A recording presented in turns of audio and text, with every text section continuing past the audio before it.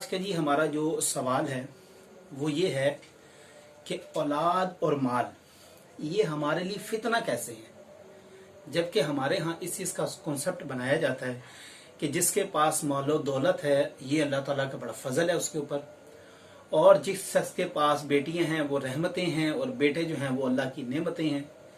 लेकिन दूसरी जगह कुरान मजीद की आयत में फरमाया गया है, एक सूरत तगाबन की आयत नंबर 15 है और सूरत अनफाल की आयत नंबर 28 है, जिसमें एक ही मजमून है, सिर्फ लफ्ज एक जगह तब्दील है। फरमाया गया कि इन्नमा अमवालुकुम व औलादुकुम फितना, ये तुम्हारा माल और तुम्हारी औलाद तुम्हारे लिए फितना है। फितना से यहाँ मुराद आजमाइश है। और जो सूरतुल अनफाल में बयान किया गया वहां पे बाकायदा इसकी तरफ ये तरगीब दिलाई गई है कि जान लो का सिगा वाला मुंह का सिगा इस्तेमाल किया गया है। इसका मतलब ये ताकीद की जा रही है कि ये जो तुम्हारा माल और तुम्हारी औलाद है ये तुम्हारे लिए आजमाइश है। बुनियादी तौर पे बात ये जान लें कि जो दुनिया है ये एक हमारे लिए इम्तिहान गाह है, ये हमारी आजमाइश की जगह है और यहाँ पर मौजूद हर चीज़ हमारे लिए आजमाइश है। वो खा माल हो, खा दौलत हो, वालदैन हो, औलाद हो, वो मियाँ बीवी का रिश्ता हो, बहन भाई का रिश्ता हो, वो हर चीज़ हमारे लिए यहाँ पे आजमाइश है।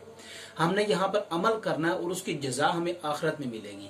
लिहाजा वालदैन के साथ साथ औलाद, औलाद के साथ माल और माल के साथ मियाँ बीवी का रिश्ता, बहन भाई, ये तमाम के तमाम इसी में फॉल करते हैं। और आगे जाके अल्लाह तबारक ताला ने मजीद इसको क्लियर कर दिया और वो सूरतुल कहफ की आयत नंबर 46 है, जिसमें अल्लाह तबारक ताला ने इरशाद फरमाया अल मालो वल बनूना ज़ीनतुल हयातिद दुनिया, ये जो तुम्हारा माल है और ये जो तुम्हारी औलाद है ये जान लो तुम कि ये तुम्हारे लिए क्या, दुनिया के लिए, ये दुनिया का सिर्फ माल है, ये दुनिया के लिए सिर्फ खेती है, दुनिया के लिए आजमाइश है। इसका आखिरत में तुम्हें कोई बेनिफिट नहीं होगा इल्ला ये कि जिसने नेक अमल किया होगा, अच्छी तरफ अपनी औलाद को लगाया होगा, उसके लिए।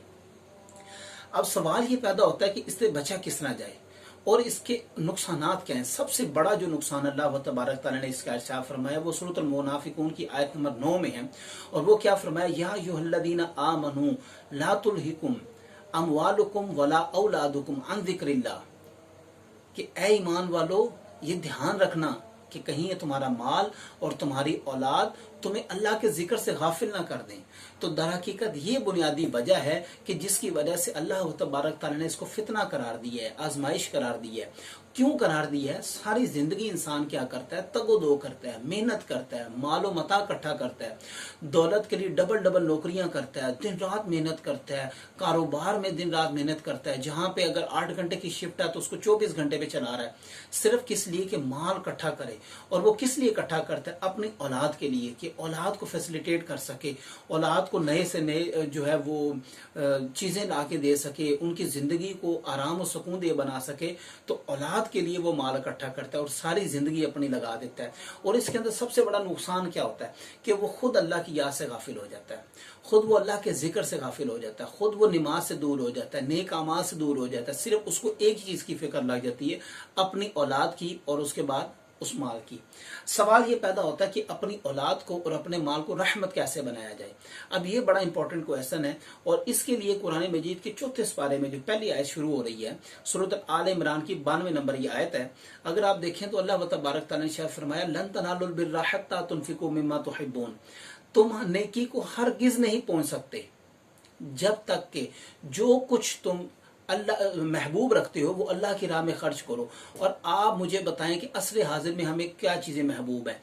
एक वालिद अपनी औलाद के लिए जान तक दे देता है, मेहनत करता है, वो किसी को ये बर्दाश्त नहीं करता मेरी औलाद को कोई बात करे, ठीक है, और उसके लिए अपने वालिदैन से भिड़ जाता है, यहाँ तक के मोहब्बत करता है। और उसके बाद माल के लिए हम देखें किस कदर लालची हैं और किस कदर हम माल के पीछे भागते हैं कि दिन रात हमें सिर्फ माल की फिक्र है, हाय पैसा कहाँ से पैसे आएगा, कितना पैसा आएगा, ये करूंगा तो कितना पैसा आएगा। तो इंसान दिन रात मालो मता की कोशिश में लगा रहता है। तो अल्लाह तबारक ताला ने फरमाया नेकी को तो तुम पहुंच ही नहीं सकते ना, यहाँ तक कि तुम अल्लाह की राह में अपनी महबूब तरीन चीज क्या करो, पेश करो। और महबूब तरीन क्या है? औलाद है और माल है। मालूम हुआ कि औलाद और माल तभी रहमत बनेंगे जब ये अल्लाह की राह में जाएंगे। अब अगर अल्लाह की राह में खैरात और सदका करते हैं तो ये आपके लिए बख्शिश है और ये आपके लिए नेकी का सबब है, ये आपके लिए क्या होगा, फलाह का रास्ता बनेगा। औलाद को अगर आप अच्छे रास्ते पे लगाते हैं और अच्छे रास्ते पे लगाएंगे, नेक अमाल करवाएंगे, तो फिर ये आपके लिए बख्शिश का सबब बनेगा और आपके लिए आखिरत में सुकून का सबब बनेगा। और इसके बारे में आप ये देखें कि सबसे पहले हमें दुआ क्या करनी है। इसकी दुआ सूरत साफात में अल्लाह तबारक तआला ने बकायदा इरशाद फरमाई, रब्बी हबली मिनस सालिहीन, ऐ मेरे परवरदिगार मुझे नेक और साले औलाद अता फरमा। और फिर साले औलाद अता फरमाने के बाद आपका और मेरा क्या काम है, अपनी औलाद को शिर्क से महफूज रखना, उनको ऐसी बुराइयों से दूर रखना जिससे अल्लाह व तबारक तआला का गजब नाजिल होता है, अल्लाह व तबारक तआला का अजाब नाजिल होता है। और वो सूरत लुकमान के अंदर आयत नंबर 13 के अंदर सूरत लुकमान में हजरत लुकमान अलैहिस्सलाम अपने बेटे को नसीहत करते हैं और क्या नसीहत फरमाते हैं, फरमाते हैं या बुनैया ला तुश्रिक बिल्लाह इन्ना शिर्क लज़ुल्मुन अज़ीम, ऐ मेरे प्यारे बच्चे, ऐ मेरे बेटे, शिर्क कभी ना करना क्योंकि शिर्क सबसे बड़ा जुल्म है। और इसी तरह आप ये देखें कि हजरत याकूब अलैहिस्सलाम के जब बेटे इकट्ठे हुए थे, आपकी वफात का वक्त करीब था, आपने क्या नसीहत फरमाई। और बाकायदा यहाँ पे अल्लाह तबारक तआला ने हुजूर अलैहिस्सलाम को कॉल किया, अम कुंतुम शुहादा इज़ हदर याकूब अल मौत, क्या आप मौजूद थे उस वक्त जब याकूब अलैहिस्सलाम का मौत का वक्त करीब था। तो क्या हुआ, इज़ क़ाल लिबनीही मा तअबुदून, उन्होंने अपने बच्चों से क्या कहा, ऐ मेरे बच्चों, मा ताबुदूना मिन बादी, तुम किसकी इबादत करोगे मेरे बाद, यानी कि औलाद का पीछा नहीं छोड़ना। डे एंड तक जब तक आपको मौत नहीं आ जाती, इस बात की तसल्ली करनी है कि मेरी औलाद किसी गुनाह में मुब्तला ना हो, वो शिर्क में मुब्तला ना हो, बेनमाजी ना हो जाए, अच्छे काम ना छोड़ दे। ये पेरेंट्स का काम है कि हद तकुल इम्कान अपनी औलाद के पीछे लगा रहे, अपने माल की चेक एंड बैलेंस रखे कि मेरा माल किसी गलत रास्ते पे तो नहीं जा रहा। आगे आप देखें कि किस तरह उन बच्चों ने फिर जवाब क्या दिया, नाबुदु इलाहा का, उन्होंने कहा कि हम इबादत करेंगे तेरे इलाह की, व इलाह आबाई का, और अपने आबा की। आबा कौन से थे, इब्राहीम व इस्माइल व इसहाक इलाहुम वाहिद, इब्राहीम के, इसहाक के, इस्माइल के, इन तमाम के हम क्या करेंगे, इलाह की इबादत करेंगे। और वो इलाह कौन है, इलाहुम वाहिद, जो कि वाहिद अल्लाह तबारक ताला ही है। तो मेरे दोस्तों, ये वालिदैन की जिम्मेदारी है अपने माल को और अपनी औलाद को, अगर आप चाहते हैं कि वो आपके लिए फायदेमंद साबित हो, वो रहमत साबित हो, तो फिर आपने क्या करना है, उनको शिर्क से पाक करना है। और दूसरी दुआ आपने उनके लिए क्या करनी है, और अपने लिए भी दुआ करनी है और इसके ऊपर अमल भी करना है। रब्बी जअलनी मुक़ीमस्सलाति व मिन ज़ुर्रियती रब्बना व तक़ब्बल दुआ, सूरत इब्राहीम की आयत नंबर 24 है, जिसमें ये इरशाद हुआ है कि रब्बी जअलनी मुक़ीमस्सलाती, ऐ मेरे परवरदिगार मुझे नमाज पे कायम रख, और न सिर्फ मुझे कायम रख, और साथ साथ क्या कर, वमिन ज़ुर्रियती, और मेरी औलाद को भी नमाज के ऊपर कायम रख।